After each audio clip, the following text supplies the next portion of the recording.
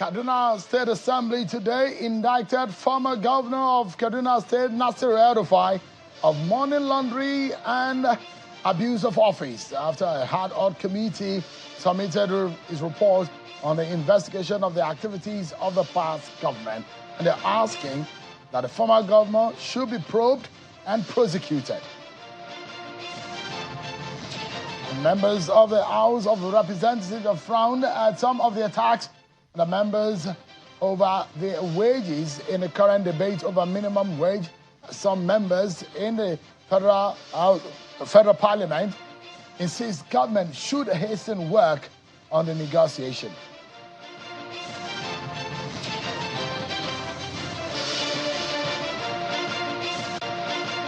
Hello everyone, welcome to the program. This is Politics Today live on Channels Television.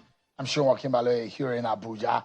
Let's get started with the program, everyone. But let's know tonight that our conversation is going to be in twofold. One, we'll take you to Kaduna State to get the real issues behind the probe and the investigation of El-Rufai 8 year at the helm of affairs. Now, those who will say loads and loads of those who serve in the El-Rufai government are serving in the present government. So what exactly is going on? And those who would imagine that it's the same APC government.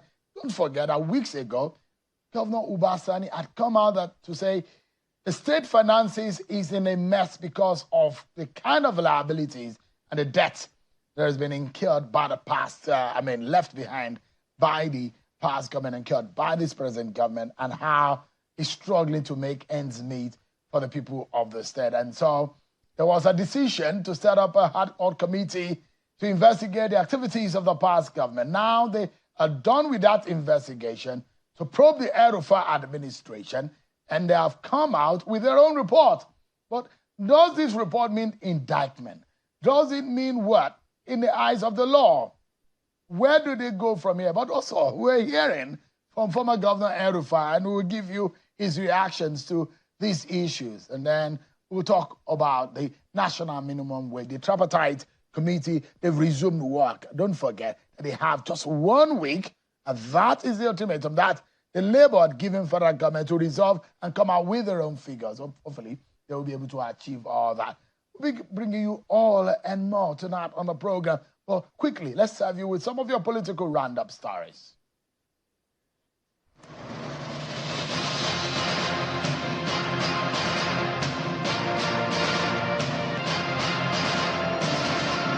A bill for an act to ban open grazing and establish ranches as an antidote to the perennial violent clashes between farmers and nomadic herders in Nigeria 2024 has killed second reading in the Senate after a slightly heated debate. The proposal comes after a motion on the bill is moved by Senator Titus Zam, representing Benue Northwest, who argues in his lead debate that the menace of farmers and herders crisis can easily be cured through a legislative therapy banning open grazing in Nigeria. The Senate further proposed a national summit on the matter, in addition to the public hearing for a comprehensive solution.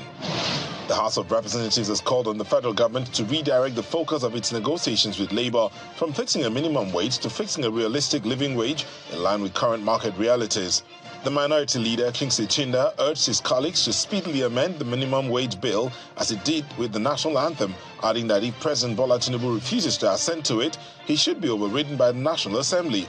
Lawmakers also condemned members of the Labour Congress for shutting down the national grid during their nationwide industrial strike on Monday. To the southeast, in Imo State, where Governor Hope Uzodinma has inaugurated 2 major commissions in the state. The commissions are the Imo State House of Assembly Service Commission and the Imo State Electricity Regulatory Commission. Speaking during the inauguration of the board members at the Government House in Owerri, the governor charged the newly inaugurated committee members to commit their wealth of experience to delivering on the mandate given to them. If we must have an economy in Imo State, power, and again power is where to start. Representatives of political parties in Ondo State are appealing to the Independent National Electoral Commission (INEC) to extend the ongoing continuous voter registration exercise beyond November to enable all eligible persons get registered. The call for the extensions came after INEC announced an extension of the deadline for the exercise from Wednesday, June the 5th to Sunday, June the 9th, 2024. Meanwhile, INEC reports that it has registered over 120,000 prospective voters in the ongoing exercise in Edo and Ondo states. The national chairman of the ruling All Progressives Congress, Mr. Abdullahi Ganduje, has declared that the forthcoming electronic registration of members of the party will determine those who get political appointments and those eligible to contest on her platform. Speaking at the trainers' workshop in Abuja, Mr. Ganduje says Nigerians willing to officially register as members of the APC are expected to provide their biometric data, which must tally with the details captured in their national identity number, NIN. The national chairman explains that any member whose name appears on the digital register shall be deemed to be a true and faithful member of the party. The national chairman of the Social Democratic Party, Mr. Shehu Gabam, has vowed that the party will challenge the outcome of the Kogi Governorship Election Tribunal, which affirmed the election of Mr. Usman Ododo as the duly elected governor of Kogi State. Addressing a news conference in Abuja, Mr. Gabam says the tribunal's judgment, which was already in public domain as at the time it was being read, is a miscarriage of justice aimed at disenfranchising the people of Kogi State.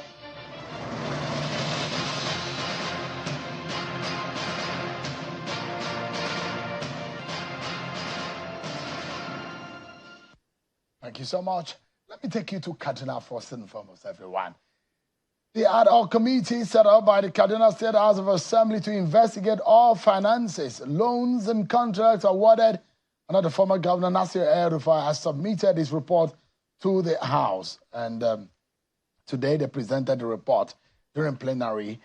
The chairman of the ad hoc committee, Honorable Henry Zakaria, said that most of the loans obtained under the El-Rufai's administration were not used for the purpose for which they were obtained, while in some cases due process was not followed in securing the loans.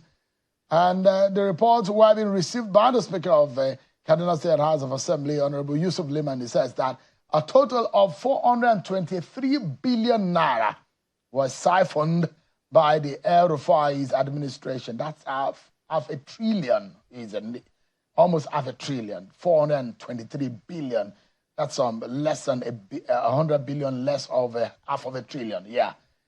They said that the government of El-Rufai left huge liabilities for the present government, and the committee therefore recommended investigation and prosecution of former Governor El-Rufai, some other indicted members of his cabinet by security and anti-corruption agencies for abuse of office through the award of contract without due process, diversion of public funds and money laundering, as well as plaguing Kaduna State or plunging it into heavy debt. Take a listen to the presentation of that report.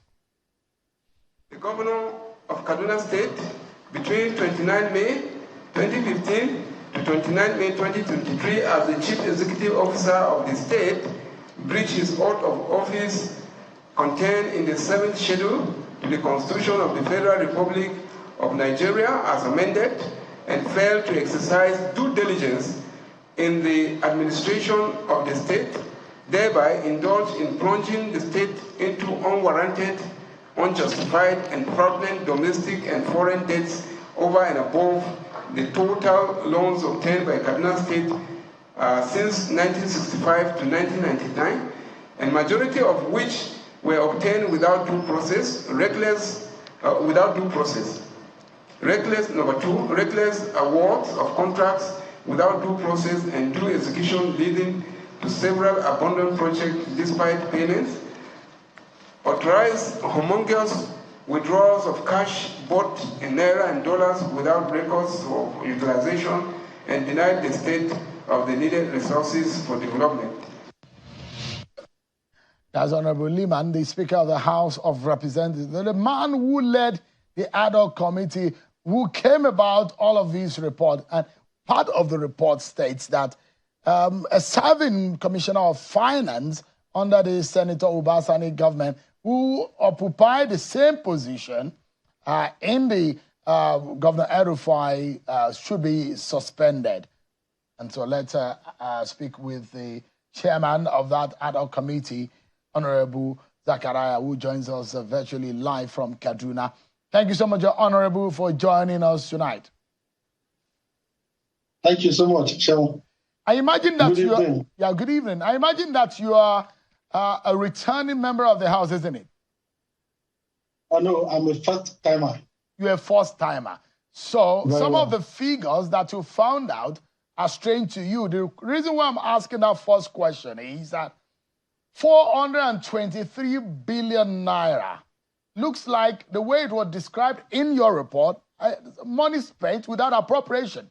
And I imagine that a money spent without appropriation is illegal and is criminal. Is that what happened? Mr. Shaw, well, let me start by making a little clarification. My name is Henry Mara. I'm the spokesman of the House.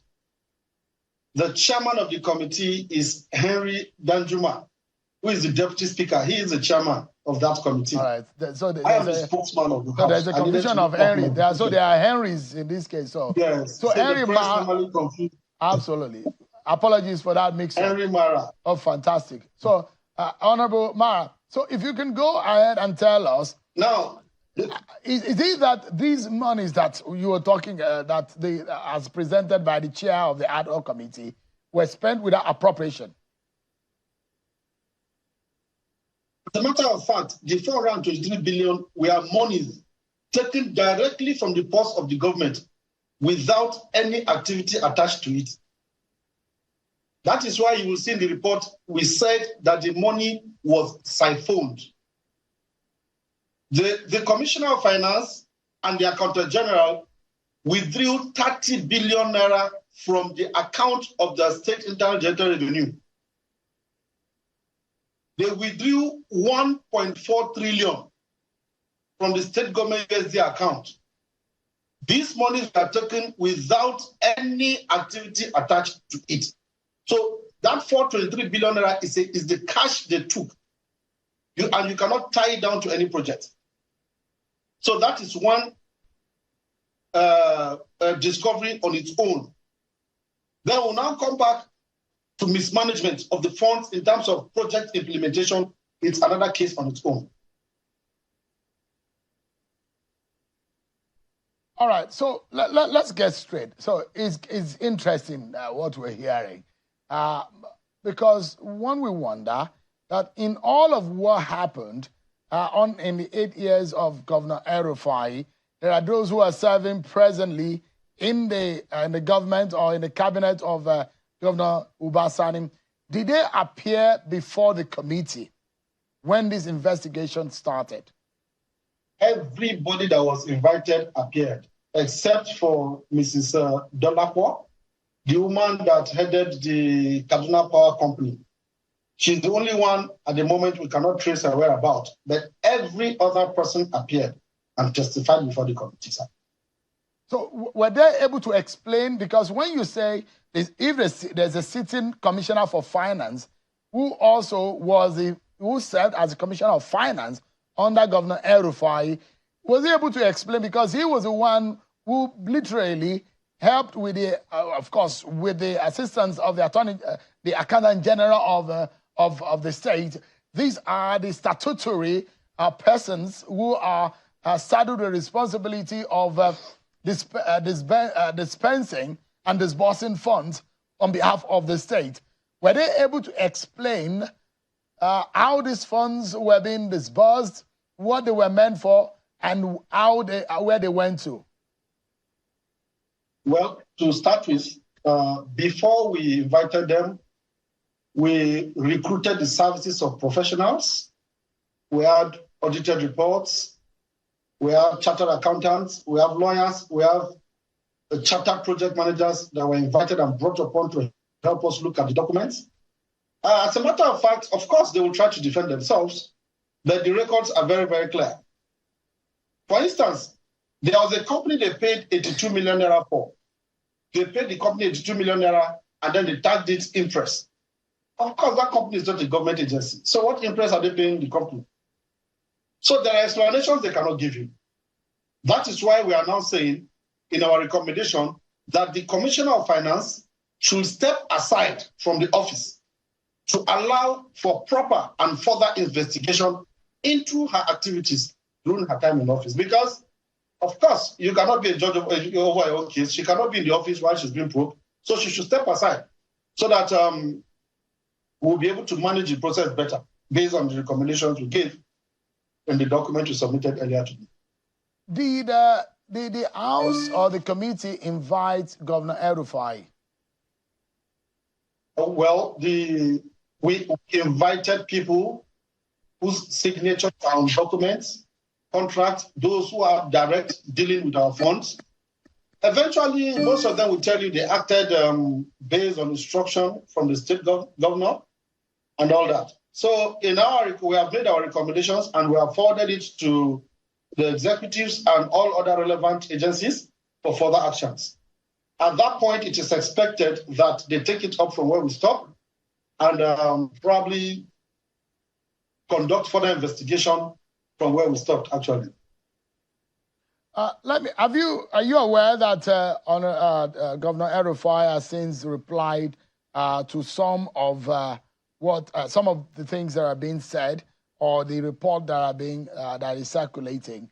But you imagine that for the sake of fairness, you probably would have reached out to Governor El-Rufai, because if all these monies and these allegations are against his government, against his administration, and they went on under his, when he was in the saddle, was the House able to get any major reply directly from Governor El-Rufai? None that I'm aware of. But every other person that worked under him that has anything to do with these funds were all invited and they appeared. As a matter of fact, we expect the EFCC, the ICPC, with which some of these documents have been sent to them, to be able to take it up from there. We have done the nitty-gritty. We have not, as a matter of fact, we've not invited him. But every other person that has a signature appended on any contractual documents, any withdrawals, and anything has already been invited. And then we have a 200-page document on the summary of our findings, and then we have the executive summary too that have all been forwarded for further actions. But, I mean, the principle of fair hearing, if you are indicting someone and you are not able to get his own response, is that fair? He will be given an opportunity to explain himself. Where? Because when? This is not the end. And he will be called upon. He will be given an opportunity to explain himself. But you have already released your report, and you have already alleged that Governor El-Rufai has allegedly been involved in money laundering and abuse of office. We said his government. Under his watch. His face is everywhere. That is accused of abuse of office and misappropriation and money laundering under his government. So when we wonder that you would have availed him the opportunity to at least, even if it's in writing, and those these are some of the things that people understand. I'm going to read to you the statement coming from Governor El-Rufai. So the principle of fair hearing has not been adhered to in your proceedings. Well, as a matter of fact, when you see the monies that were siphoned, the $1.4 million and the 30 billion naira that was withdrawn from the KDIRS account were withdrawn by the Accountant General and the Commissioner for Finance. That was why we invited them. As for El-Rufai, areas where he was found wanting, we equally mentioned it in our own conclusion. And when you go through our document, you will see it. For instance, there's so many loans that they collected. Some of them did not pass through the appropriate channel. They were not given approvals for. As a matter of fact, members of the House of Assembly are getting to even know that some of these things were done under their watch without their knowledge. So if you read his own, you will see where we equally faulted him on some of these items. He did not go through due process. But as for who took what under his government and under his watch, we mentioned their names, we invited them, and they are all there. Probably, when the relevant agencies invite them for further questioning, they will probably explain why they did what they did or where these funds are, if at all it is with them. It's possible El-Rufai does not know where the monies are. It's possible he knows. So when they go there, those people have the training. They have the requisite training. They have the requisite knowledge to dig out from them what happened, where these funds are, what they were meant for, and then probably whoever instruct them to do that, or whoever they take the monies to, will also be invited. And from there, we will equally have more insight to what happened. So let me, I'd like to ask you some two straight questions. So you did not find anything directly linked to Governor El-Rufai in your document and your findings? Well, as the head of the government, what do you expect? Who gives the instructions? No, I'm asking. You said that monies have been transferred, money has been approved by some persons in government, but I'm asking specifically now, did your finding show any kind of possible linkage at all directly to the governor, either to his own purse, to his cronies, or through anyone linked to him? Did you find out any of such? Through his cronies, yes, but not directly to him. Not directly to him. So now, yes, my other quick question to you is this. Are there returning members in the House who served when El-Rufai, at least in the second term, who served in the House in the second term of El-Rufai and who are serving right now in the House at the moment? Are there any of them? We have 12 of them.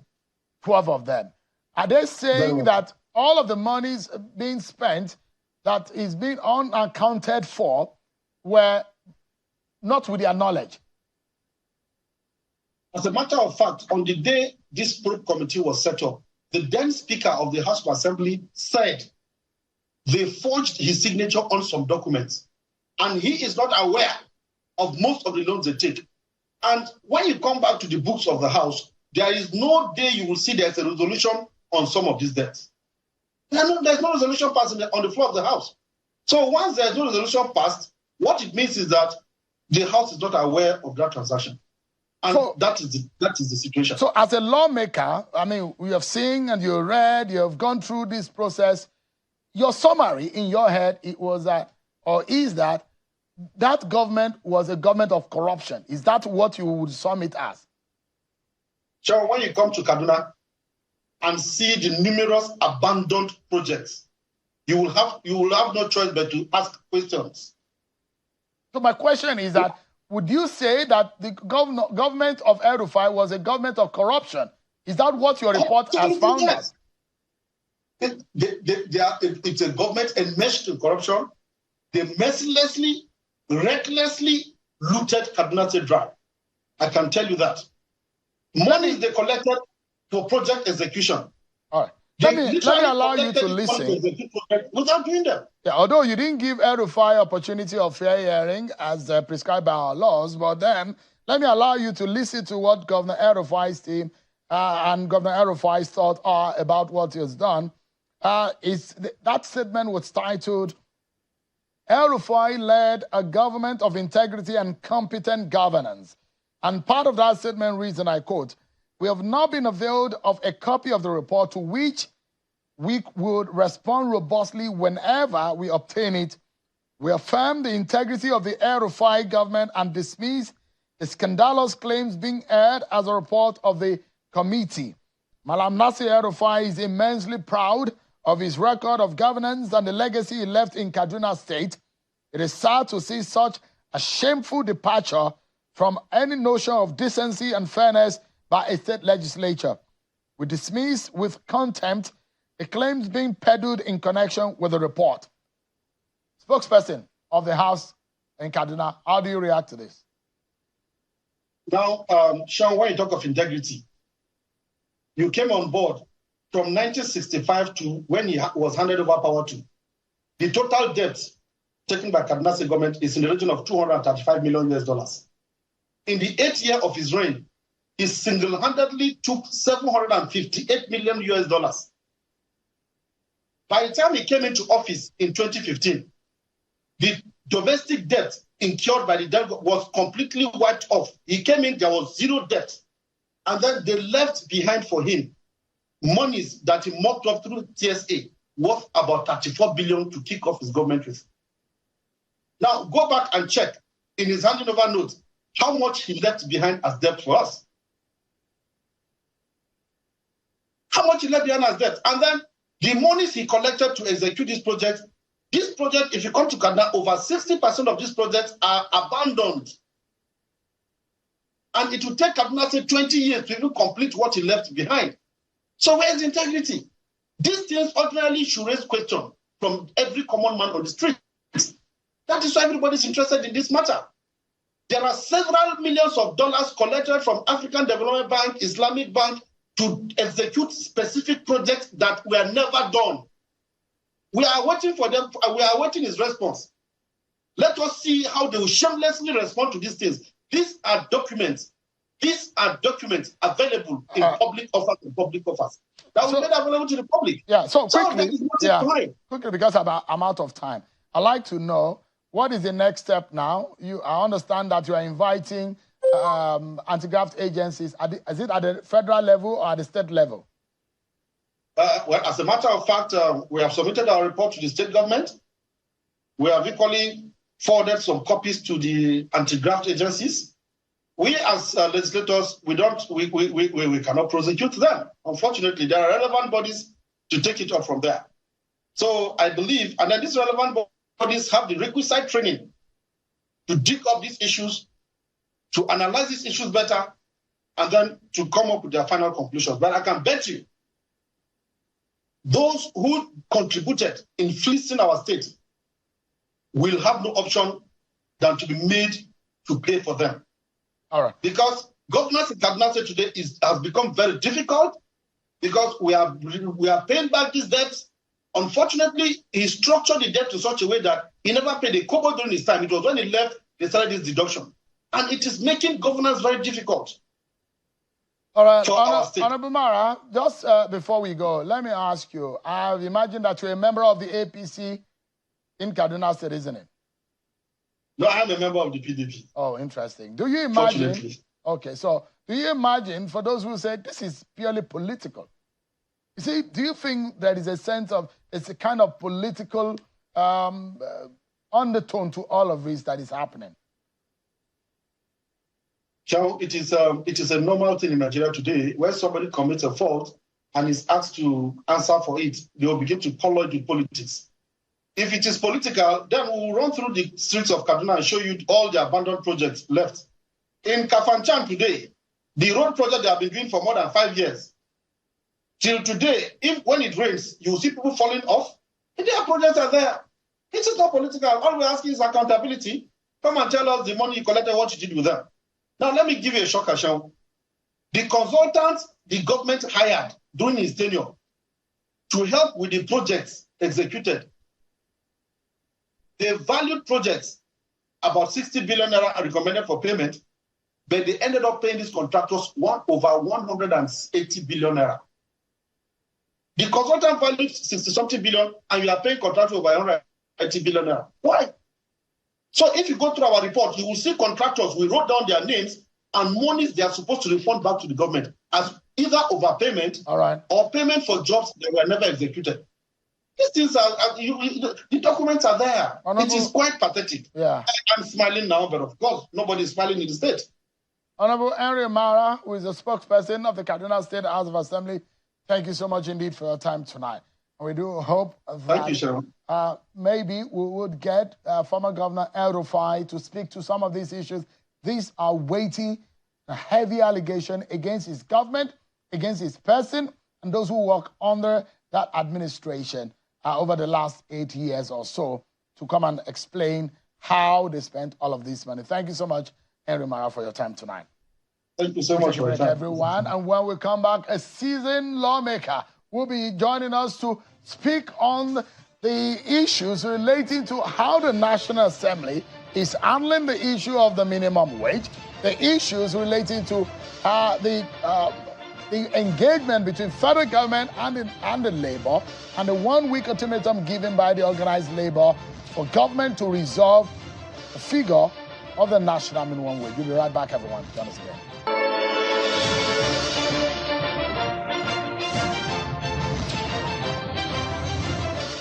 So the House of Representatives cautioned organized labor against feeding the public with information about the earnings of members of the National Assembly.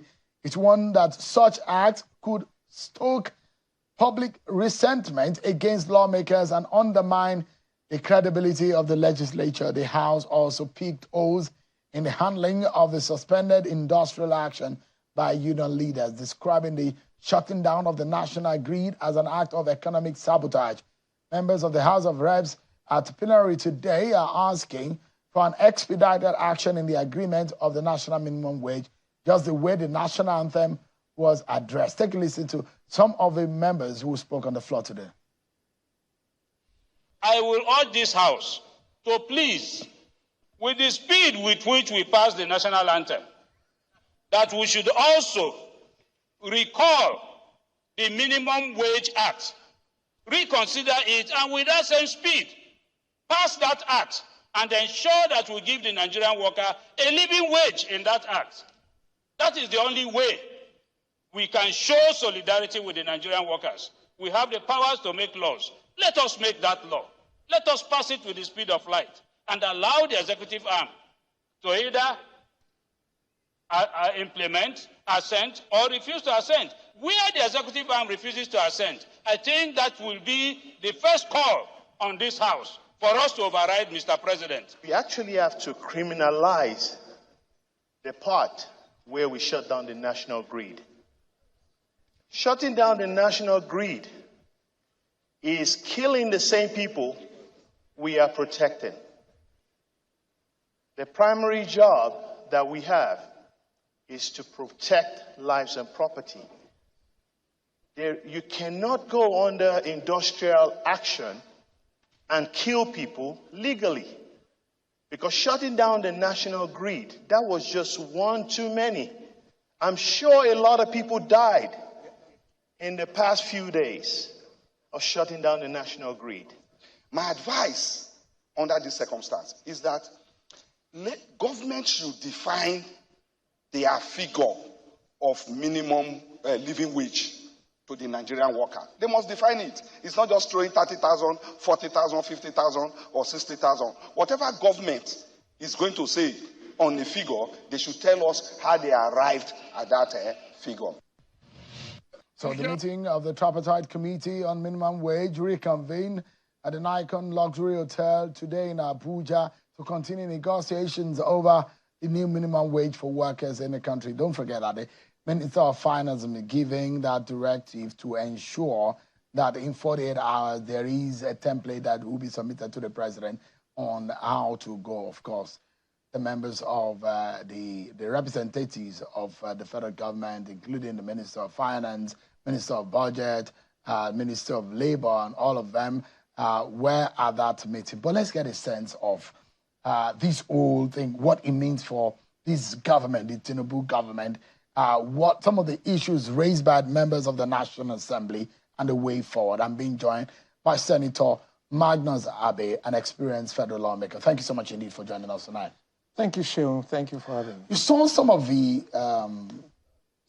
first and foremost, as soon as the conversation around the minimum wage came up, there are those who say, look, what are we talking? When you guys in the National Assembly are earning so much money, and you are, what are these ones that are being given to the labor and the workers? And lawmakers are angry. That why are they peddling these kind of figures? First of all, let me get your view. I mean, there seems to be an anger in an average Nigerian who believes that federal lawmakers are earning humongous amount of money, and so it's also established that Nigerian lawmakers are probably the highest earners in federal in lawmakers across the globe. Sure. I don't think the argument today in the country is about what our legislators are being paid. I think that argument about the remuneration of political office holders, it's not only legislators that are getting money. Ministers are getting money, permanent secretaries are getting money for life. Everybody in the top echelon of the government, judges, they're all getting money, which is defined by RAMFAC. So that argument has been on. When we had the ASU strike the other time, people were saying, oh, how much is the professor being paid? How much is the legislator being paid? So those are totally different arguments. Because even if you're a worker, some of the people in the National Assembly today, they were workers yesterday. Some of them were civil servants. Today, they're in the National Assembly. So I don't think that is the bane of the issues that are at stake here. The argument has been, Senator, that there is a disparity. That if everybody is not paid the same, Sean. Doctors are not paid the same as nurses. When you're arguing over the salary of nurses, you talk about nurses. What I'm saying is that the argument that Nigerian politicians and the political class is over-pampered and overpaid has been on as long as this republic, this political system, that argument has been there. And the Nigerian people have a right to address it at any time that they want to, because the politicians are their own servants. And they should determine what is fair, given the nature of the work that they do. But the minimum wage is not about that. So there are two different arguments. So for purposes of bringing up sentiments, you can talk about what the president is earning in contrast to what the least paid worker in the system is earning. But that's not what the national minimum wage is about. I believe that to address the issue of the national minimum wage is the same thing as trying to address the living conditions of Nigerians, because the two issues are tied together. When you're talking about the minimum wage in America, you won't go and be talking about what members of Congress are earning. They don't earn minimum wage in the Congress. Bill Gates is not paid minimum wage. There are different jobs that people do for different things. And when you want to, the other time in the Western world, the argument was over the remuneration of the CEOs of big companies and how they were ripping off the system. So these arguments are there. And in fairness to the Nigerian people, the issue of what our politicians get should be addressed. But the real issue that we're discussing in the country today is not that.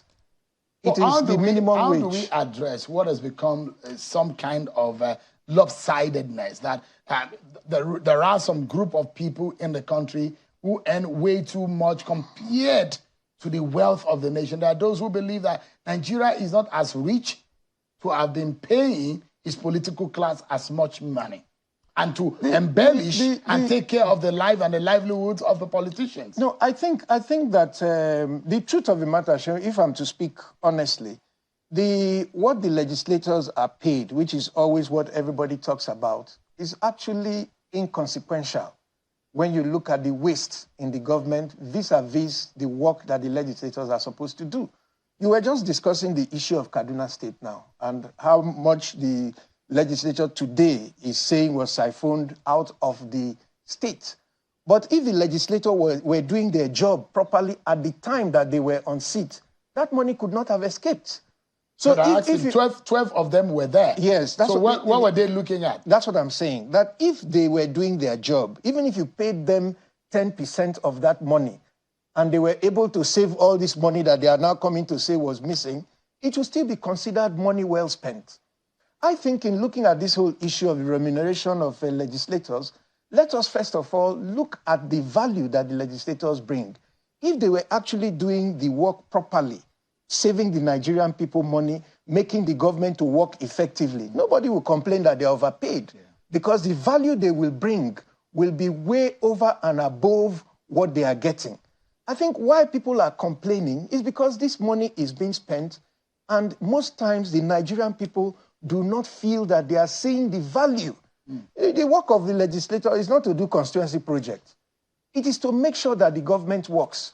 If today you have a problem as a Nigerian citizen, you go to the police, and the police say they want to go to Kaduna to do investigation, you have to bring your own money. But if the legislature was doing its work, and the police does not go to Kaduna to do your investigation, you can complain to your legislator in another country, and something will be done about it. The government will pay for it. Is there anything so if all those things were being done, nobody will complain about what the legislator is taking. Is there anything that this present government under the Tinubu leadership can do in cutting cost of governance such that the average citizen will see that this government has shed a lot of weight, such that the citizen will believe that the government is really and really thinking about the interests and the plight of the average person? I think that what the Tinubu government is doing, I'm not a spokesperson for the Tinubu government, but like any other serious-minded Nigerian, I'm a member of the All Progressives Congress, I try to follow what the government is doing. The government is doing a lot to pool resources towards the people. That's why you see them talking about students' loan, about social register payments, about money for SMEs and all these things. all these are supposed to pool resources towards the people where it will help them the most. Those are one of the first things that any government does to show its responsiveness to the issues of the people by making funds available for the things that are important to the people. But coming back to the issue of minimum wage, I don't think it is just as simple as going to pass a law and say, okay, you have set the minimum wage by law, it is as such and such amount. If that were a solution, then the easiest solution to the problems of Nigeria would have been to go to the legislature and pass a law of a budget that gives everybody money and gives us everything that we want. But we don't do that because the money, even if you pass such a law and the money is not there, the law will not work. Mm-hmm. So the minimum wage is not just a question of passing the law. You have to look at the economic viability of whatever minimum wage that you set, because it can lead to unemployment, because a lot of companies may lay off workers if they cannot pay them. A lot of states may also not pay the money. And at the end of the day, those workers in those states will not be able to respond to the inflationary trends that will come out of the... You heard some of the lawmakers who feel very sad about, especially about the shutting down of the national grid and shutting down of some essential services, pretty much shutting down economic activities in the country. And you saw the way they behave. I mean, should the labor union have gone to that extent? Well, so at this point, with all due respect to the federal legislators, that point is now moot, because the federal government has already agreed in writing that nobody will be held accountable for what they did.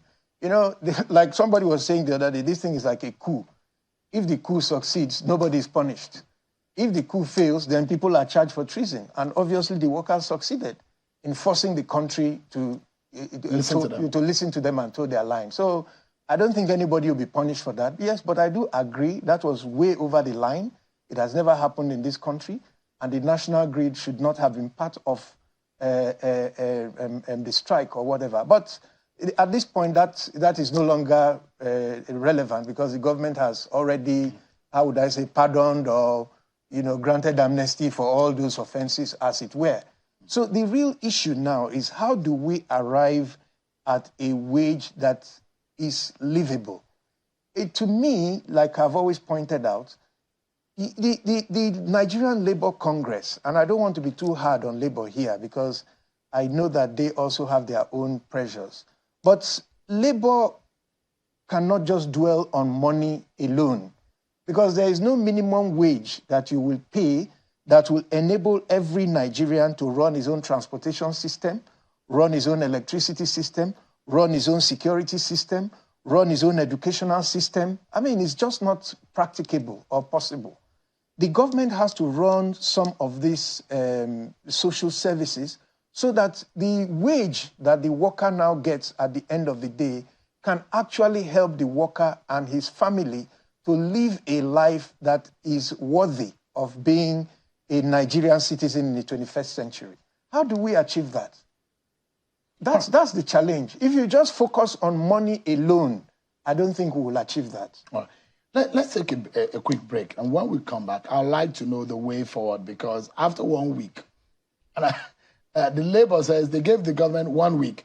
If they don't agree with the position of government, they might go back to status quo. But the question is that, from your own analytical point of view, I'd like to know what figure you think can be realistic and can be a livable minimum wage for Nigeria. But that's going to be after this break, everyone.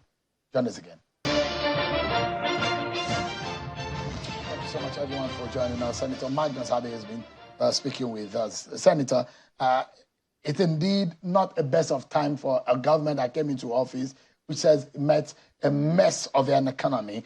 Now, it's in the few months after realizing that minimum wage will expire. A minimum wage for any government as that is a very, say from Obasanjo era to Jonathan to any government at that, minimum wage is always a very tricky matter to deal with. And so this government is faced with it. Let me put you on the spot here. What figure do you think could be reasonable and realistic? To say honestly what I think, let me say this. What Labour is asking for, I think 400 and something thousand, if you follow the cost of things in the market, would look very reasonable. But if you look at it from an economic standpoint, how do we pay everybody 400 and something thousand to the least paid worker in the country? Are they going to get that money? The only way the government will get that money is simply to go and print the money and then share it to everybody. Looks like what we have heard before. Yes. Now, if you do that, will the people who now get this money, will they be able to actually buy something and live a life that will justify that they now have 400 and something thousand? My answer, given the way we have seen the inflationary trends in the market over the time, is that will not work.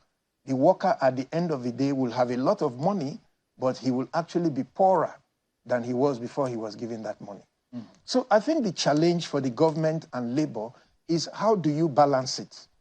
Now, what do people need money for? They need money for transportation. They need money for education, school fees for their children. They need money for their health needs when they're sick. They need money for their social needs. People need money for different things. And if the government can intervene in such a manner that a lot of these things that people need money for, they don't actually have to bring money and buy them in bulk, which is what is currently happening in the Nigerian economy, then the need that everybody must have cash to pay for these things completely, which is not possible, will be eliminated. So I think that labor should strike a balance. The Nigerian worker needs more money. I would say any figure, the president has already agreed that workers will be paid more than 60,000 naira. But this thing is not something that only the federal government would have to agree to. The states would have to agree to it. Local governments will have to pay it. Companies employing more than 50 people, which is my understanding of the Minimum Wage Act, will also have to pay it. How do we balance that with the economy? So I think that if the government can force all the states and the federal government to invest a certain amount into all these services, education, for example. Mm-hmm. If every child, when I went to school, my father was earning 96 naira a month and he had 6 children. All of us went to school. I'm a lawyer, my brother is a doctor, my sister is an engineer, but our father had no money. If it was in today's Nigeria, I would be a tout. Because there is no way 96 naira, which was about the minimum wage at that time, would have enabled me to acquire the education to become a lawyer. So if the government can pay, if the government can provide a lot of these social services, yes, and then give the worker something reasonable like 100,000 or 150,000, something along those lines. Yes, yeah, and then everybody will be able to manage, and the economy can pick up. Yeah. But if we go into all this printing money and sharing to people, and it's very dicey though, because you look at President Milei of Argentina and some of the policies he introduced, and he's pushed Argentina into the precipice. And God forbid a Venezuelan situation. God forbid is Zimbabwe, Nigeria. Where currency means their currency meant almost nothing. No, but the question here is that, like you emphasize that we need to be careful so that we don't throw the figures around and at the end of the day, we throw our economy into a mess. On a final note, how do you hope, because this also, minimum wage is just one issue out of the major economic issues in the country. How do you think going forward this government needs to handle the situation so that our economy will not go on a free fall? No, first of all, let me give you one assurance. There is no danger of the Nigerian economy going on a free fall. All the countries that you have mentioned are countries that had problems with the West. It wasn't just economic. Zimbabwe, they had problem with the West because of their policies of on land and chasing white people and all that. Venezuela, they had problems with America because of their nationalization of oil. Cuba, and all these things of sanctions. Yes, all these things are never the creation of the economy alone. So Nigeria is not in that risk group. We have the full support of all the international financial situations. We have very robust and meaningful relationships with all the major Western powers and major economic powers, China, America, Britain. So we are not in that category. There is nothing like that happening. But the indicators of our economy no. They are in the red, Senator. Yes, they're in the red because of the changes that we're making. And let me assure you, I've had this argument with you several times. I have confidence in the president. The president understands figures, and he knows exactly where the problem with this thing is. I believe that the most important challenge that Nigeria is facing right now is the instability of the Naira. It's not the value. No matter what value the Naira has, if that value is fixed and certain, even if it is 2,000 to $1, and we all go to sleep knowing that it's 2,000 to $1, and in 6 months it will still be 2,000 to $1, we can plan. And people will pick up. Nigerians are very enterprising. But the instability is the biggest challenge that we're facing. I like to be optimistic as you are. I am very optimistic. And as much as I believe in the Project Nigeria, I do hope and believe that the government does the right thing so that we can get the right result. And although the indicators are not saying that the government is doing the right thing until otherwise proven. But I wish the government the best for the sake of the Nigerian people. It will take a while, but we're going there. Thank you so much, Senator Magnus Abe, for your time tonight. I really appreciate the insight that you have given to these issues. Thank you very much. Thank you so much, indeed. That's our show tonight, everyone. And thanks for being part of it. I'm sure I'll see you tomorrow again, God willing. God bless Nigeria.